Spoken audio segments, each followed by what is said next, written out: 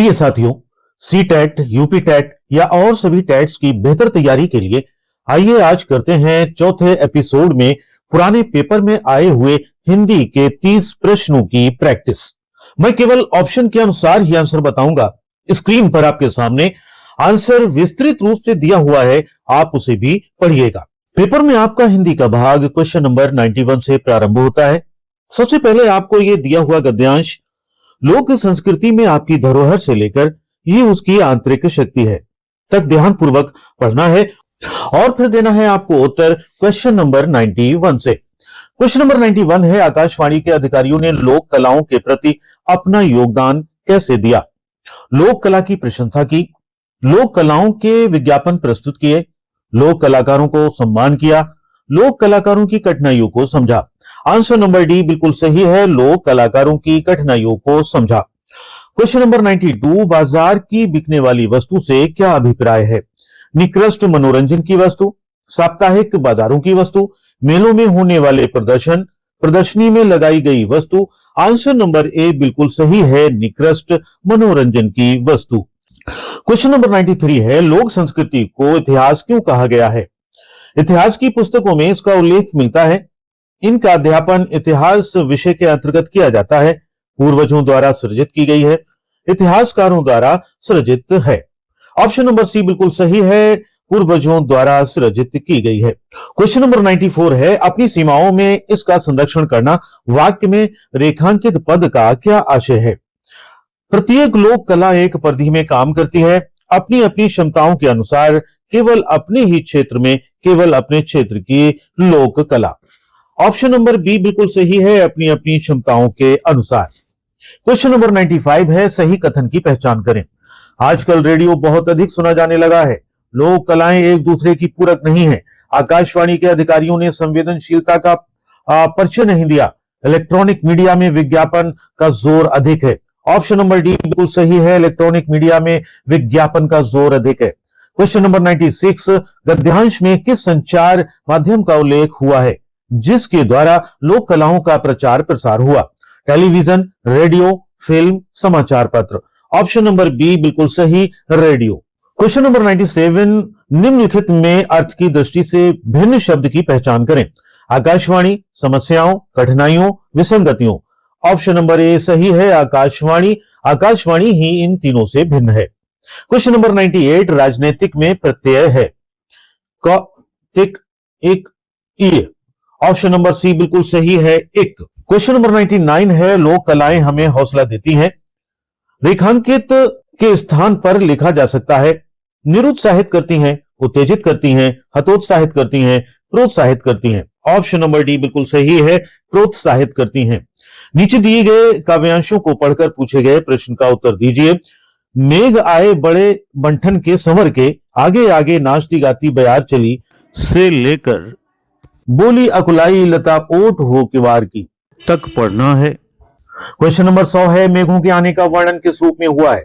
नर्तक के रूप में, अधिकारी के रूप में, शहरी अतिथि के रूप में, चित्रकार के रूप में। ऑप्शन नंबर सी शहरी अतिथि के रूप में। क्वेश्चन नंबर 101, बरस बाद लुधी लीनी में कौन सा भाव अभिव्यक्त हुआ है?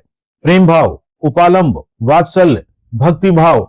ऑप्शन नंबर बी सही है, उपालंब। क्वेश्चन नंबर 102, आगे आगे नाचती गाती बयार चली का अर्थ है, आंधी तूफान आ गया, तेज हवाएं चलने लगी, हवा चलती बंद हो गई, खुशी में सराबोर हवा बहने लगी। ऑप्शन नंबर डी बिल्कुल सही, खुशी में सराबोर हवा चलने लगी। क्वेश्चन नंबर 103, जोहार की का अर्थ है कुशल क्षेम पूछना, स्वागत सत्कार करना, पुनः आने के लिए कहना, आदर के साथ झुककर अभिवादन करना। ऑप्शन नंबर ए सही है, कुशल क्षेम पूछना। क्वेश्चन नंबर 104, काव्यांश में अकुलाई लता किसके प्रतीक के रूप में है? मुरझाई बेल, थकी हुई प्राण, व्याकुल प्रियतमा, सूखी पगडंडी। ऑप्शन नंबर डी बिल्कुल सही है, सूखी पगडंडी। क्वेश्चन नंबर 105 है, भाषा शिक्षा के बारे में राष्ट्रीय शिक्षा नीति 2020 की अनुशंसा के विषय में क्या सही है?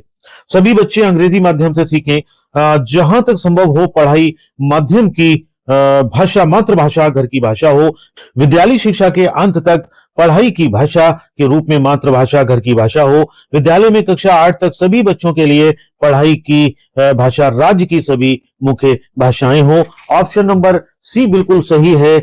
विद्यालयी शिक्षा के अंत तक पढ़ाई माध्यम की भाषा के रूप में मातृभाषा घर की भाषा हो। क्वेश्चन नंबर 106, बहुभाषावाद के निम्नलिखित नीति किस रूप में जानी जाएगी? सभी बच्चों की विद्यालयी शिक्षा मातृभाषा में शुरू होती है और विद्यालय के अंत तक कई भाषाएं जुड़ जाती हैं। बहुभाषावाद आधारित मातृभाषा, त्रिभाषा शिक्षण, शिक्षा में अनेक भाषाओं का शिक्षण, भाषा शिक्षण का निमंजन उपागम। ऑप्शन बी सही है, त्रिभाषा शिक्षण। क्वेश्चन नंबर 107, भाषा के बारे में कौन सा कथन सही नहीं है?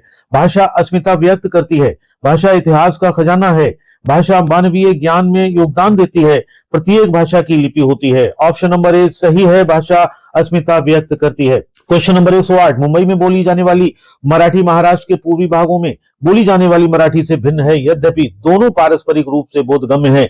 मराठी के इन दो प्रकारों को किस रूप में जाना जाएगा? मराठी भाषा की बोलियां, ये दो भिन्न भिन्न भाषाएं हैं, ये द्विभाषी है, ये सामाजिक बोलियां हैं। ऑप्शन नंबर डी बिल्कुल सही है, ये सामाजिक बोलियां हैं। क्वेश्चन नंबर 109, पठन क्या है? पाठ्य सामग्री की डिकोडिंग, अर्थ निर्माण, शब्दों का उच्चारण, शब्द इकाइयों की समझ होना। ऑप्शन नंबर ए सही है, पठन सामग्री की डिकोडिंग। क्वेश्चन नंबर 110, विद्यार्थी लेखन के कई चरणों से गुजरते हैं, इसे किस रूप में जाना जाता है? व्याख्यात्मक लेखन, लेखन का उत्पाद उपागम, लेखन का प्रक्रिया उपागम, लेखन का रचनात्मक उपागम। ऑप्शन नंबर बी सही है, लेखन का उत्पाद उपागम। क्वेश्चन नंबर 111, पाठ्य सामग्री में व्याकरणिक तत्वों की ओर ध्यान दिलाना और अभ्यास के माध्यम से व्याकरण के नियमों की समझ देना क्या कहलाएगा? प्रक्रियात्मक व्याकरण, जे घोषणात्मक व्याकरण, अनौपचारिक व्याकरण शिक्षण, व्याकरण अनुवाद विधि। ऑप्शन नंबर सी सही है, अनौपचारिक व्याकरण शिक्षण। क्वेश्चन नंबर 112, काव्य शिक्षण का मुख्य उद्देश्य क्या है? मूल्य शिक्षा देना, भाषा के तत्व सिखाना, वाक्य रचना सिखाना, सराहना, बोध और आनंद। ऑप्शन नंबर ए सही है, मूल्य शिक्षा देना। क्वेश्चन नंबर 113, कक्षा 8 के अध्यापक ने पर्यावरण पर पाठ पढ़ाया और 15 बिंदु में उसका सारांश प्रस्तुत किया। इन 15 बिंदुओं को उल्टा पुल्टा करके शिक्षार्थियों को दिया। शिक्षार्थियों ने इसे संबद्धता के आधार पर क्रम देना है। अध्यापक क्या करने का प्रयास कर रहा है? उल्टे पुल्टे वाक्यों वाला अभ्यास, अधिगम सामग्री का सृजन, पठन के लिए उप विषय का सृजन, व्यक्तिगत पठन को समुन्नत करना। ऑप्शन डी सही है, व्यक्तिगत पठन को समुन्नत करना। क्वेश्चन नंबर 114, भाषा अध्यापक ने सामाजिक विज्ञान और विज्ञान के अध्यापक के साथ मिलकर शब्द भंडार अधिगम गतिविधि तैयार की। शिक्षार्थियों को प्रत्येक विषय से शब्द लेने हैं और सभी विषयों से थीम आधारित शब्द जाल बनाना है। इस उपागम को क्या कहेंगे? सामाजिक विज्ञान और विज्ञान हेतु भाषा, प्रयुक्त आधारित भाषा अधिगम, भाषा के माध्यम से सामाजिक विज्ञान और विज्ञान, समुचित पाठ्यचर्या में भाषा। ऑप्शन नंबर सी सही है, भाषा के माध्यम से सामाजिक विज्ञान और विज्ञान। क्वेश्चन नंबर 115, निम्नलिखित प्रश्न किस प्रकार के लेखन के अंतर्गत आएगा? कल्पना करें कि आप एक कहानी का वृत्तांत सुना रहे हैं, उस दिन की घटना और अपनी भावनाओं को आधार बनाकर अपने मित्र को पत्र लिखें। वर्णनात्मक लेखन, पत्र लेखन, एक्स्ट्रापोलेटिव लेखन, कल्पनात्मक लेखन। ऑप्शन नंबर डी सही है, कल्पनात्मक लेखन। क्वेश्चन नंबर 116, सतत और सार्ग गर्भित मूल्यांकन क्या है? कक्षा के भीतर और बाहर प्रतिदिन की जाने वाली सभी गतिविधियों को शामिल करना, विभिन्न तरीकों से शिक्षार्थियों का सर्वाधिक आकलन, बिना किसी अंतराल के आकलन, कक्षा में शिक्षण और अधिगम का आकलन। ऑप्शन नंबर सी सही है, बिना किसी अंतराल के आकलन। क्वेश्चन नंबर 117, भाषा की आदर्श पाठ्य पुस्तक के लिए किस पाठ्य सामग्री की अनुशंसा करेंगे? प्रामाणिक सामग्री, विभिन्न विधाओं की सामग्री, लेखक द्वारा आविष्कृत सामग्री। ये 3 ऑप्शन दिए हुए हैं और यहां पर बी सही है, ए और बी, यानी प्रामाणिक सामग्री और विभिन्न विधाओं की सामग्री, ये वाला ऑप्शन सही है।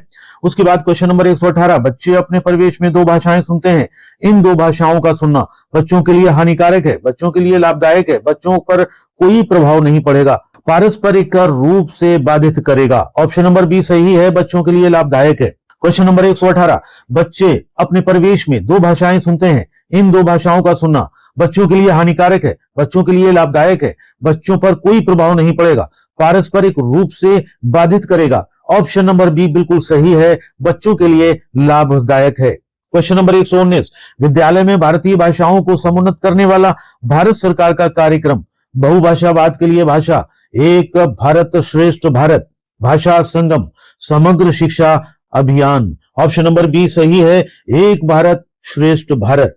क्वेश्चन नंबर 120, लेखन गतिविधि के दौरान अध्यापक ने देखा कि उसे विद्यार्थी अपने लेखन का संयोजन तो भलीभांति कर लेते हैं पर अपने विचारों को रचनात्मक तरीके से प्रस्तुत नहीं कर पाते हैं। अध्यापक अपने विद्यार्थियों के विचारों को समृद्ध करने के लिए कौन सा आरेख रूप प्रयोग में लाने के लिए कह सकते हैं? फ्लो चार्ट, वेन आरेख, मानस चित्रण, KWL chart. Option number C बिल्कुल सही है, मानस चित्रण, माइंड मैप।